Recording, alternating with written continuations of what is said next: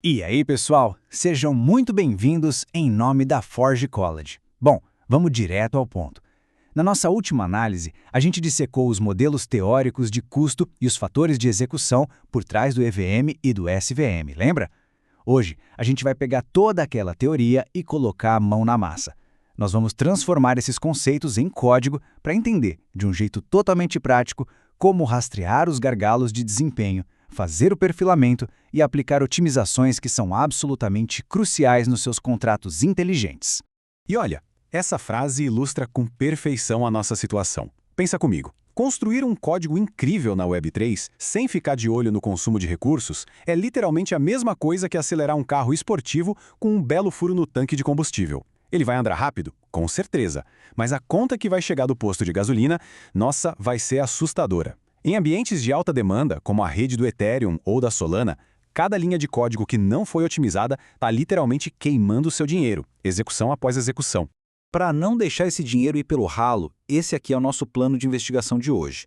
1. Introdução aos custos. 2. O perfilamento. 3. Preparando o ambiente. 4. Construindo script. 5. Trechos críticos e fechando com o passo 6, otimização direcionada. É um roteiro rápido, mas letal para limpar o seu código. Começando pela etapa 1, introdução aos custos. Vamos conhecer os suspeitos habituais que estão drenando os recursos da nossa arquitetura de fininho. A diferença de como a conta chega nessas duas arquiteturas é, francamente, brutal.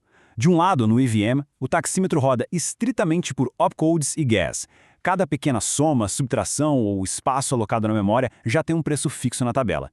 Agora, do outro lado, no SVM da Solana, a cobrança é muito mais focada em unidades de computação e nas syscalls. O hardware lá se importa muito mais com o tempo que você leva para executar as coisas e com as chamadas diretas para o sistema. É por isso que uma operação pode ser super barata numa rede e um verdadeiro pesadelo financeiro na outra.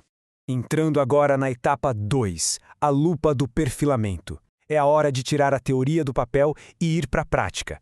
Mas o que a gente está caçando de verdade? A gente está atrás dos chamados trechos críticos, ou hotspots. O perfilamento serve justamente para isso. Ele passa um scanner nas milhares de linhas do seu contrato e aponta o dedo exatamente para aquela continha matemática ou para aquela chamada de sistema que está engolindo todo o seu gás ou as suas unidades de computação. É exatamente aí que o nosso carro esportivo está vazando combustível de verdade. Passo 3. Preparando o ambiente. Vamos abrir a nossa caixa de ferramentas de investigação. Olha, a regra de ouro para montar esse kit é uma só: isolamento absoluto. É fundamental rodar os testes no nó EVM local usando um hard hat ou um ganache da vida junto com um validador de teste SVM offline. Nada de rede pública, tá? O tráfego externo cria aquele ruído imprevisível que bagunça os dados. Rodando seus scripts isolados em Node ou Python, a gente tem certeza que as métricas são 100% reflexo do seu código, sem nenhum vizinho barulhento na rede para atrapalhar. Com o ambiente totalmente blindado, a gente vai colocar duas operações clássicas no banco dos réus. Do lado esquerdo, o loop computacional. Pensa naquele código que faz matemática pesada, criptografia, rodando tudo rapidinho só na memória temporária. Em contrapartida, do lado direito, a gente tem a operação de estado. Essa é aquela ação super importante de ler e gravar dados para sempre lá na blockchain. O nosso objetivo hoje é colocar esses dois extremos à prova. E assim vamos para o passo 4, construindo o script, o nosso protocolo oficial de teste. Aqui não tem achismo, a gente segue o método científico. Você não pode simplesmente rodar o código uma vez e achar que tem a resposta final.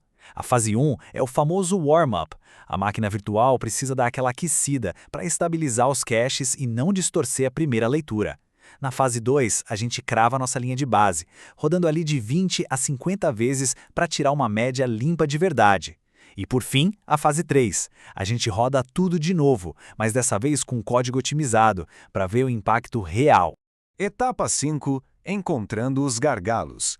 Chegou a hora de bancar o detetive e avaliar as evidências. Sabe, a grande vantagem de exportar seus resultados num arquivo CSV organizadinho assim é que os problemas saltam da tela. Com os dados cruzando operação, tipo de métrica e o consumo exato, qualquer anomalia fica óbvia. Você bate o olho e já vê onde tem um absurdo de opcodes ou unidades de computação sendo gastas. Não tem mistério, os gargalos são entregues ali, de bandeja, acabando com qualquer tipo de palpite cego. Beleza, o CSV apontou o culpado. E agora? Agora a gente categoriza a solução.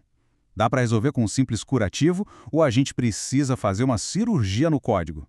As micro-otimizações são esses curativos, trocar uma conta cara por um deslocamento de bits, coisas assim.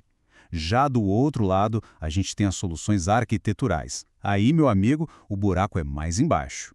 Você vai precisar repensar o design do contrato, mudar o jeito que a informação é salva ou consolidar os acessos ao banco. É uma mudança na raiz do problema. E, finalmente, chegamos à etapa 6, otimização e conclusão. Vamos fechar esse caso de uma vez por todas. Olha só, se você for levar apenas uma lição dessa nossa análise hoje, por favor, que seja essa regra de ouro. Minimize absolutamente os acessos e escritas no estado da rede. Ponto final. Ficar lendo e gravando dado permanente é a coisa mais cara que você pode fazer.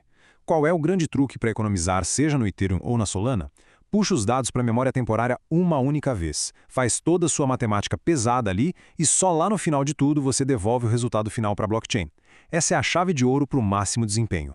E as evidências empíricas de antes e depois não nos deixam mentir.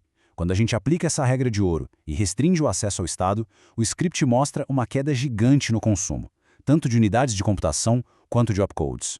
Isso não é só para deixar o código bonitinho não, viu? No mundo real, um contrato assim significa transações drasticamente mais baratas, uma rede rodando mais solta e interações muito mais ágeis para o usuário final.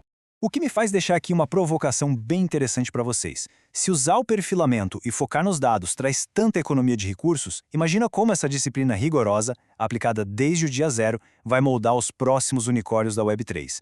Otimização, hoje em dia, não é mais um luxo, é espinha dorsal de qualquer sistema que queira ter escala real. Pessoal, em nome da Ford College, um grande abraço por acompanhar essa investigação até o fim. Se você quiser mergulhar ainda mais fundo e dominar essas arquiteturas Web3, dá um pulo lá em ford.college. Até o próximo código.